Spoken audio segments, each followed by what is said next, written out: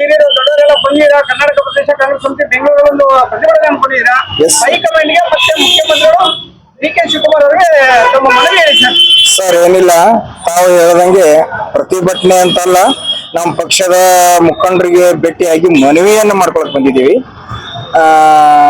ನಮ್ಮ ಕರ್ನಾಟಕ ರಾಜ್ಯದ ವಿಜಯಪುರ ಜಿಲ್ಲೆ ಇಂಡಿ ಮತಕ್ಷೇತ್ರ ಮಹಾರಾಷ್ಟ್ರ ರಾಜ್ಯದ ಗಡಿ ಭಾಗದಲ್ಲಿ ಇರುವುದರಿಂದ ನಮ್ಮ ಕ್ಷೇತ್ರ ಇಲ್ಲಿವರೆಗೆ ಅಂದ್ರೇನು ಸ್ವಾತಂತ್ರ್ಯ ಸಿಕ್ಕಾಗಿನಿಂದ ಇಲ್ಲಿವರೆಗೂ ಯಾವುದೇ ಪಕ್ಷದಿಂದ ಬೇರೆ ಬೇರೆ ಪಕ್ಷದಿಂದ ವಿವಿಧ ಜನ ಶಾಸಕರುಗಳಾಗಿದ್ದಾರೆ.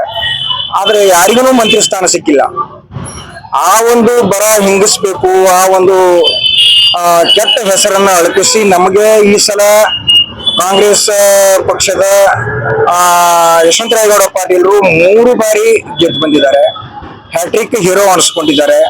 ಮತ್ತು ಅಷ್ಟೇ ಮೇಧಾವಿ ವ್ಯಕ್ತಿ, ಎಲ್ಲ ಸಮುದಾಯದವರನ್ನ ಒಟ್ಟಿಗೆ ತೆಗೆದುಕೊಂಡು ತಾಯಿಯ ಹೃದಯ, ತಂದೆಯ ಸ್ವಭಾವದ ಒಬ್ಬ ಮನುಷ್ಯ ಕರ್ನಾಟಕ ರಾಜ್ಯದಲ್ಲಿ ಒಂದು ಸಚಿವ ಸಂಪುಟದಲ್ಲಿ ಒಂದು ಸಂಪುಟ ದರ್ಜೆಯ ಸಚಿವರಾದ್ರೆ ಒನ್ಲಿ ಇಂಡಿ ಮತಕ್ಷೇತ್ರ ಅಲ್ಲ, ಇಡೀ ವಿಜಯಪುರ ಜಿಲ್ಲೆ ಸಮಗ್ರ ಅಭಿವೃದ್ಧಿ ಆಗ್ಲಿಕ್ಕೆ ಸಾಧ್ಯದ ಅಂತಕ್ಕಂಥ ಮಾತನ್ನ ನಮ್ಮ ನಾಯಕರಿಗೆ ಹೇಳಕ್ಕೆ ಬಂದಿದ್ದೇವೆ ಹೊರತು ನಮ್ಮ ಪಕ್ಷದ ವಿರುದ್ಧ ಯಾವುದೇ ಪ್ರತಿಭಟನೆ ಅಲ್ಲ, ನಮ್ಮ ನಾಯಕರ ವಿರುದ್ಧ ಪ್ರತಿಭಟನೆ ಅಲ್ಲ. ಆದ್ರೆ ವಿನಂತಿಯನ್ನ ಮಾಡ್ಕೊಳ್ಳಕ್ಕೆ ಮಾತ್ರ ಬಂದಿದ್ದೇವೆ.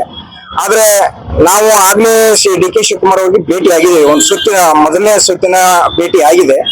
ಅವ್ರು ನಮಗೆ 1:15ಗೆ ಸಮಯ ನಿಗದಿಪಡಿಸಿದ್ದಾರೆ.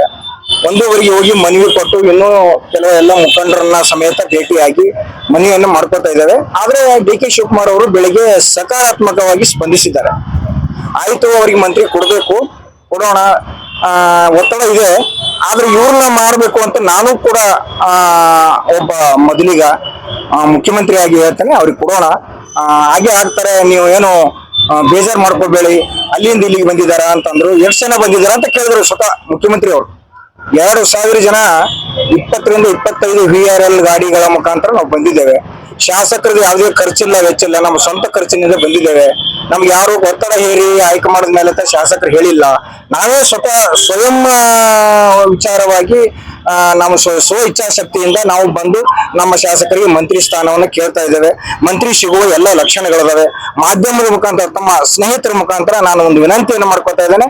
ನಮ್ಮ ಶಾಸಕರಿಗೆ ಮಂತ್ರಿ ಮುಂದೆ ಸಿಗುವಂತ ಎಲ್ಲ ಅವಕಾಶಗಳು ಅದಾವ. ತಾವು ಕೂಡ ಸರಿಯಾಗಿ ಬರೀರಿ, ಸರಿಯಾಗಿ ಈ ಸುದ್ದಿಯನ್ನ ಮಾಡ್ರಿ ಅಂತಕ್ಕಂಥ ವಿನಂತಿಯನ್ನ ತಮ್ಮ ಮುಖಾಂತರ ಮಾಡಿಕೊಂಡು ನನ್ನ 2 ಮಾತನ್ನು ಮುಗಿಸ್ತೇನೆ. ಜೈ ಹಿಂದ್, ಜೈ ಕರ್ನಾಟಕ. ನಮಸ್ಕಾರಗಳು.